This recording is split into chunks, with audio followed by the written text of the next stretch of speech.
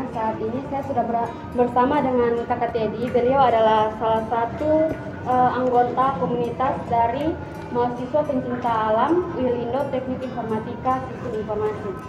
Oke, tujuan kami mengundang beliau di sini, kami akan bertanya-tanya seputar Mapala Stikom Uilindo Kupang. Jadi baik, Kakak Teddy sendiri sudah siap untuk kami wawancarai? Selamat sore. Siap. Oke. Untuk yang pertama, Kakak bisa ceritakan kepada kami sejarah berdirinya Mapala Stikom Uilindo.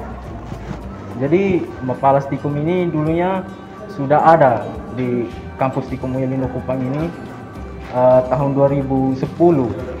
Itu sudah kita punya senior yang sekarang sudah pasti tamat semua. Jadi mereka angkatan tahun 2010. Setelah itu tahun 2012-nya vakum karena tidak ada badan pengurus lagi. Terus pada tahun 2020 kemarin Pak Benya dan Pak Ignas mereka mulai berniat untuk membangun kembali Mapala di Stikom.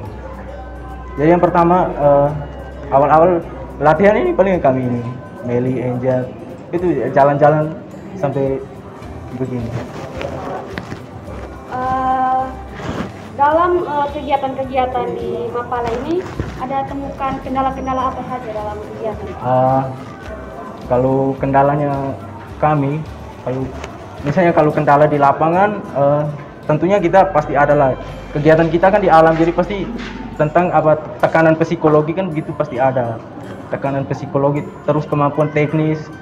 Kalau yang sering kami evaluasi mungkin manajemen waktu begitu. Mungkin kira-kira seperti itu. Yang berikutnya itu apa tujuan dari adanya Mapala di Stikom Uilindo Kupang?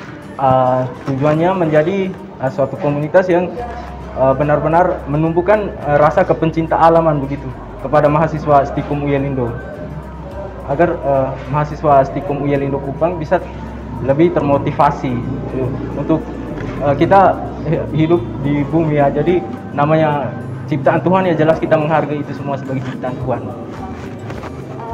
Jadi dalam Mapala ini kan mahasiswa pencinta alam. Kira-kira apa saja kegiatan yang sudah berjalan di komunitas Mapala ini? Jadi di dalam Mapala itu kalau ngomong tentang Mapala kan luas. Tapi kalau kita ngomong di Mapala khusus Stikom, kita baru ada 3 divisi, yaitu divisi rimba gunung, yaitu kita kegiatannya itu objeknya pasti di alam, di gunung, hutan, gitu. Terus ada divisi rock climbing.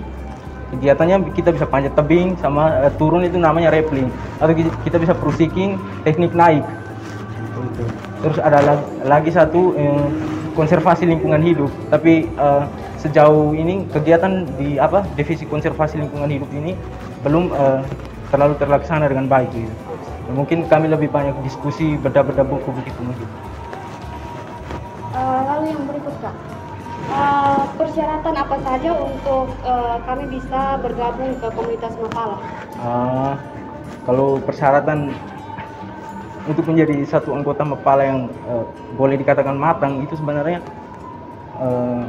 prosesnya cukup lama, karena itu pastinya ada pembekalan pendidikan dasar, pendidikan lanjutan, baru bisa boleh dikatakan matang. Tapi kalau mau masuk di Mapala Uilindo ya pasti akan mengikuti tahap-tahap itu juga. Mengikuti pembekalan pendidikan dasar. Lalu di sini saya akan bertanya, apa saja peralatan-peralatan yang anggota-anggota gunakan pada saat melakukan kegiatan? Oke, yang pertama kita bagi dulu ya. Jadi untuk divisi rimba gunung ya pasti kita tahu bermainnya di gunung hutan ya pasti peralatannya tenda, kompor lapangan untuk masak, terus banyak ya kupluk, hammock, itu banyak.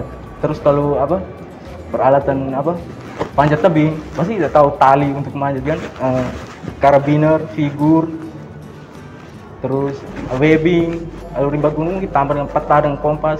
Mungkin kami ada tambahan teori lagi, pasti teorinya ada di dalam Mapala, pasti ada namanya teori, itu kita belajar navigasi darat. Kalau misalnya untuk panjat tebing kita belajar struktur bebatuan begitu mungkin. Oke, terima kasih untuk informasinya Kakak Teddy. Dan yang terakhir di sini, apa kesan dan pesan Kakak jadi anggota dari Mapala Stikom ini? Kalau kesan saya menjadi anggota Mapala, sejujurnya saya merasa senang ya. Ya senang, terus merasa bersyukur juga karena kita berusaha membangun suatu komunitas yang bentuknya sifatnya mencintai apa yang diciptakan oleh Tuhan gitu kan. Gitu. Terus kalau pesan saya kepada semua mahasiswa Stikom, pastinya menumbuhkan rasa kepecinta alaman begitu. Kita berkegiatan di alam, tapi di sisi lain kita juga namanya refleksi diri itu kan pasti ada, dan kita punya spiritual tentang alam ini. Mungkin sekian. Oke, baik, terima kasih Kakak Teddy untuk waktu dan kesempatannya. Jadi sekian bincang-bincang sore kami.